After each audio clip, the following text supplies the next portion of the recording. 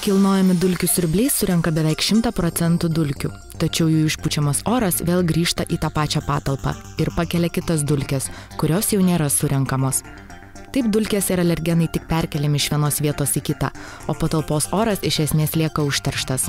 Esminis skirtumas tarp paprasto dulkių siurblio ir centrinės dulkių siurbimo sistemos siurblio, kad siurbimui naudotas oras yra neišpučiamas toje patalpoje, kur siurbėme, bet dažniausiai tai siurbimui naudotas oras išpučiamas į lauką arba į aplinką, kur yra sumontuotas siurblys. Siurbiant paprastų kilnojamų dulkių siurbliu, kuo maišelis pildosi dulkių, su kiekvienu siurbimu daugiau, sakykime, tuo labiau mažėja siurbimo trauka.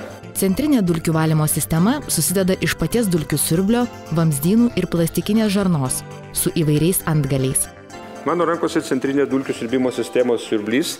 Tai vienas iš pažangiausių rinkoje esančių siurblių. Esminis skirtumas, sakykime, nuo kitų siurblių matyti to, kad jisai išsiskiria, sakykime, savaiminio valymosi filtrų, kuris yra gaminamas iš specialaus Gore-Tex audinio. Medžiaga, kuri pasižymi ypatingomis savybėmis, tai yra audinys, kuris sugeba puikiai kvėpuoti, lengvai oras prasiskverbia pro audinį ir kita labai svarbi savybė ta, kad šitas audinys, audinio paviršius yra dengtas specialia danga, kuri labai efektyviai sulaiko visas smulkesias dulkeles. Jis yra ilgaamžis, tarnauja 10 metų ir daugiau, nereikia nei plauti, nei kažko daryti, tiesiog reikia sekti jo stovį. Paprastai šiukšlės ir dulkės surenkamos į centrinėme siurblyje esančią hermetišką skaidrią talpą, kurios paviršius padengtas antibakteriologinė danga.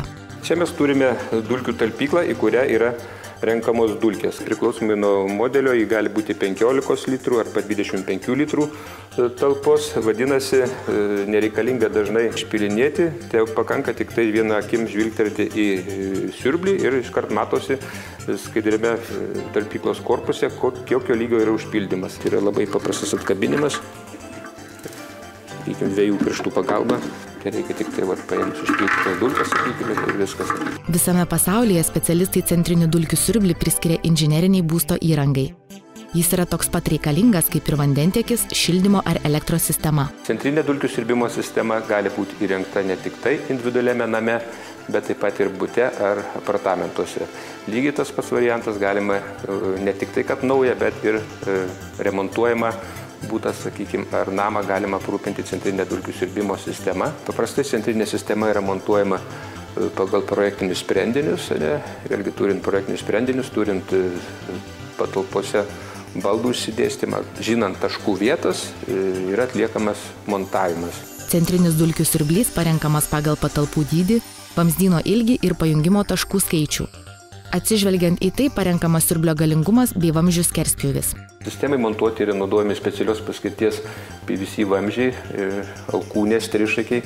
Jų gamybai yra naudojami specialūs statinį krūvį mažinantys priedai, kad neliptų prie jų paviršiaus dulkės ir kad būtų sistema maksimaliai apsaugotų nuo galimo išsikimšimo. Siurblys montuojamas pagalbinėse patalpose.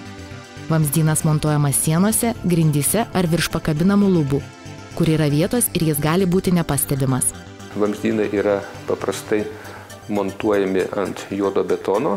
Praktiškai tai yra daroma į pirmąjį polistirolo sluoksnį arba kitais atvejais netgi tiesiogiai į gruntą.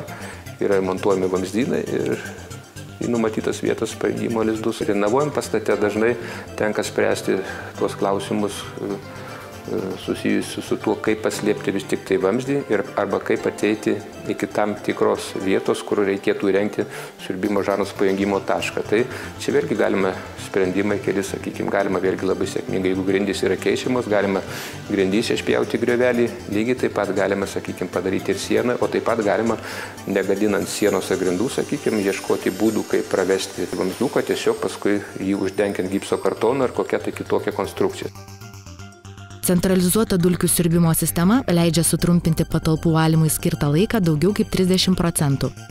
Taip pat sumažina energetinių resursų naudojimą ir panaikina blogos savijautos priežastį – dulkes.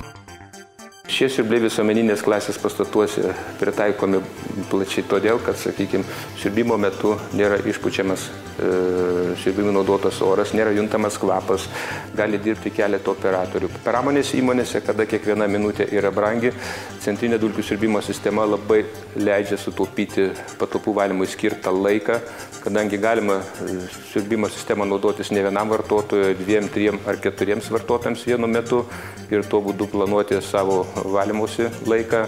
Daugelį pramonės įmonių ypač aktuali problema yra dulkių gausa ir įvairios gamybos proceso atliekos, bei valymui skirto laiko stoka. Visas šias problemas puikiai sprendžia centrinė dulkių siurbimo sistema. Pramonės įmonėse, kur dulkės yra dažnai labai abrazyvios, sakykime, ir yra labai didelė tikimybė vis tik tai, kad jos užsikimš, yra ta prasme, kad sistema gali užsikimšti, tai yra naudojami praktiškai metaliniai vamzdžiai, kurie yra atsparūs dilimui visais požiūriais, sakykime, ir, sakykime, naudojamos vėlgi specialios jungtys, kurias galima bet kada išardyti ir netgi galima, sakykime, kada gamyba dažnai keičiasi profilį, reikia įrengimus perkelti iš vienos vietos į kitą. Svarbu įvertinti ir tai, kad dulkių siurbimo sistemoms nebereikia papildomų šiukšlių maišelių ar filtrų, o dėl ekonomiškų siurblio charakteristikų taupiai naudojami ir elektros resursai.